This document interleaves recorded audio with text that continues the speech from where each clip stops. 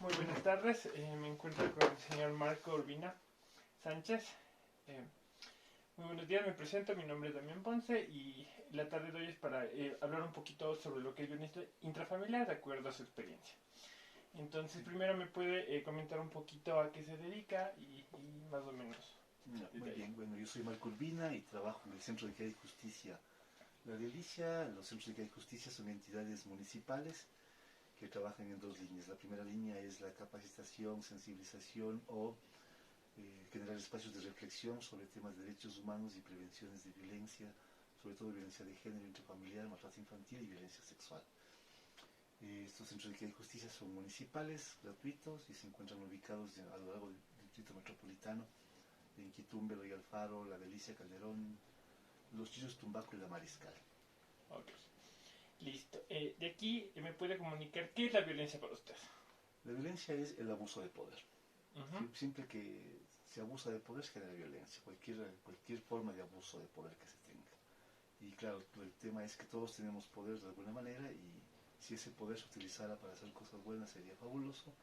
Lastimosamente el poder se abusa de él y entonces cuando se abusa del poder de ser hombre se genera la violencia de género, por ejemplo, y cuando se abusa del poder de ser adulto se puede generar el maltrato infantil o la violencia intrafamiliar.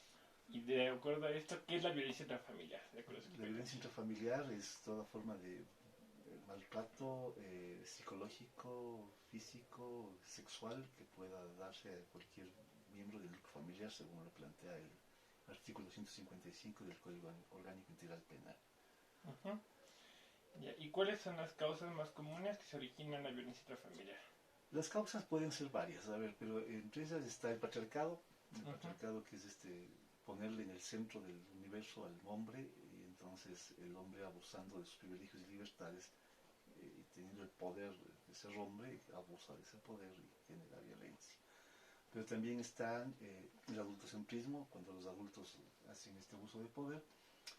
Otra cosa que sostiene la violencia intrafamiliar son los discursos violentos que se pueden mantener en la familia. Entonces, cuando alguien maneja discursos violentos o amenaza o mete miedo o terror, evidentemente va a generar violencia intrafamiliar. Y también el hecho de ir justificando y naturalizando la violencia en todas sus formas. Otra Ujú. cosa que sostiene violencia intrafamiliar es la invisibilización de los roles asignados a las mujeres.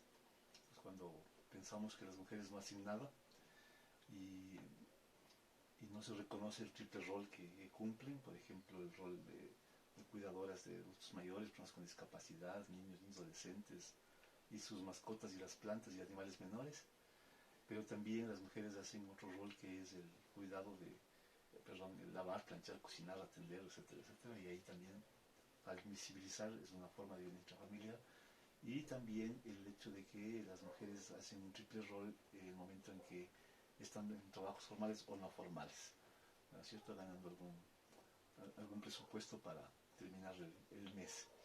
Y entonces cuando se invisibiliza eso, también se puede generar violencia intrafamiliar. Otra cosa que permite la violencia familiar es el ver a las mujeres como objetos de placer sexual. Entonces ahí se cosifica a la mujer y se genera también abuso, violación o formas de protección como objetos de protección a las mujeres y también es una forma de violencia Ok, y de acuerdo a intrafamiliar. algunas de las causas que me ha comentado en este momento, ¿cuál crees de origen o la razón del por qué se está provocando este tipo de problemática aquí en la ciudad o en el país? La violencia familiar es justamente por no querer perder el poder. O sea, Ujú. al no querer perder el poder que se tiene, se generan formas de relación violenta.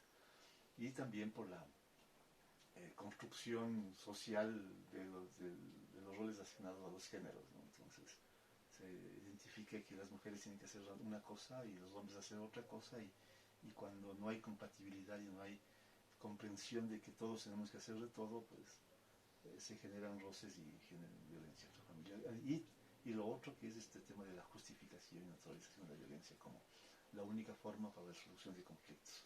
Ok, y de los tipos, un poquito en cuestión psicológica, físico, que me comentó un poquito, ¿qué es lo que más prepondera aquí en el país? La violencia psicológica es la más fuerte. Ujú. Luego viene la violencia psicológica, luego viene la violencia patrimonial y por último la violencia sexual. No sé si pudiera profundizar un poquito en los tres tipos que me comentó ahorita. La violencia física, bueno, son los golpes, ¿no es Ujú. cierto? Los golpes, dejarles encerrada o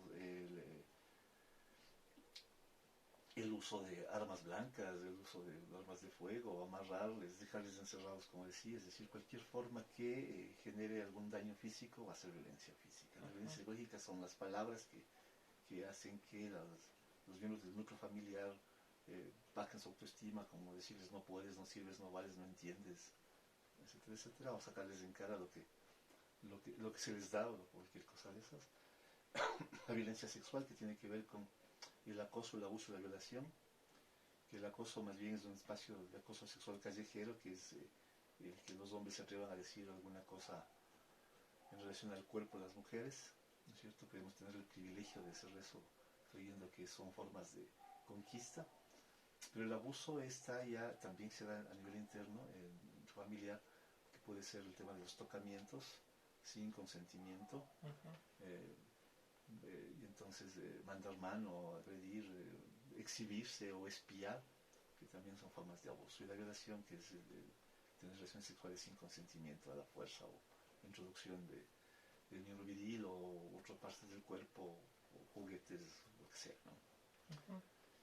Y la violencia patrimonial, que tiene que ver con el manejo del dinero dentro de la familia, ¿no? Entonces, quién tiene acceso al crédito, a nombre de quién están las cosas, quién maneja, y también temas de control de cómo se visten, cómo se peinan, cuánto se pintan, con quién se llevan, ubicación, redes sociales, etcétera, etcétera. Ok, y cuando se detecta un caso de violencia intrafamiliar, ¿cuál es la forma de intervención en un caso de este tipo? Bueno, ahí habría que ver cuáles son los niveles de violencia que tienen, pero para niños, niñas, adolescentes y mujeres tenemos a las juntas metropolitanas de protección de derechos, que pueden recibir el conocimiento de la violencia para que hagan la investigación respectiva y puedan funcionar al agresor, pero también puede ser las unidades judiciales y, si es un tema sexual, la fiscalía. Entonces, esto se puede hacer a través del 911, la policía comunitaria, o los centros de equidad y justicia también. ¿Y cuáles son las personas vulnerables dentro de nuestro país, o más vulnerables en padecer este tipo de violencia? Mientras, bueno, los vulnerables evidentemente son los niños, niñas, adolescentes y mujeres y personas de diversidad sexual, porque justamente esas condiciones generan que no solamente tengan una, sino varias vulnerabilidades a la vez, ¿no? Entonces, una niña indígena, lesbiana, va a ser mucho más vulnerable que otra que no tenga esas condiciones, ¿no? ¿Y de qué forma dentro de tu trabajo actúas para combatir ese tipo de violencia? Bueno, generando estos espacios de capacitación y sensibilización, por una parte, creo que permite identificar que las familias viven ciclos de violencia, y entonces es súper importante que aprendan a salir, o al menos reconocer que están viviendo violencia y intenten salir del ciclo. Pero también el acompañamiento desde el área legal, psicológica y de trabajo social que brindan los centros de equidad. Y ahora, hablando del apoyo, ¿crees que el apoyo de las instituciones es como que lo suficiente para combatir este tipo de violencia? No siempre, el sistema no es el más adecuado, ¿no? Creo que hay todavía mucho por fortalecer hacia los sistemas de justicia, y no todos los casos de violencia se denuncian tampoco porque no se conocen los mecanismos, ni no se conocen que hay un sistema de protección integral que acompaña la restauración de derechos de niños, niñas, adolescentes y mujeres, y entonces no siempre ocurre lo mismo. Por otro lado, tampoco la comunidad está atenta a intervenir en casos de violencia intrafamiliar, entonces creen que es un tema de privados y no se hace nada para poder salvar la vida de los niños, niñas, adolescentes y mujeres. Ok, y ahorita ubicándonos más o menos en el contexto que estamos viviendo el COVID y por lo que ha pasado, ¿siente o ha percibido dentro de su trabajo si ha aumentado los casos de violencia intrafamiliar y por qué más o menos? Definitivamente el número de casos de violencia familiar y de género han aumentado notablemente en este tiempo, justamente porque están, claro, en pandemia 24/7 con el agresor, impedidos de poder tener acceso a medios de comunicación para poder pedir auxilio, ¿no? Por otro lado, el agresor generalmente siempre va a culpabilizar a la víctima y entonces la víctima cree que es efectivamente su culpa y por otro lado se ha mermado o se ha eliminado la red de apoyo que la víctima puede tener. Entonces ya no tiene amigas, ya no tiene familia, ya no tiene a quién mirar o dónde salir corriendo si es que ocurre un caso de violencia y eso genera que el agresor esté muy cómodo agrediendo permanentemente. Ok, y quizá conoce un poco de las cifras y estadísticas que más o menos se han manejado en relación a la violencia intrafamiliar en estas épocas o no. Bueno, tengo la violencia de género, que es parte de la violencia familiar, que son, Ujú. en este año tenemos ya 172 mujeres asesinadas, es decir, se bajó de 78, que cada 78 horas muera una mujer, ahora está la estadística que es cada 44 horas.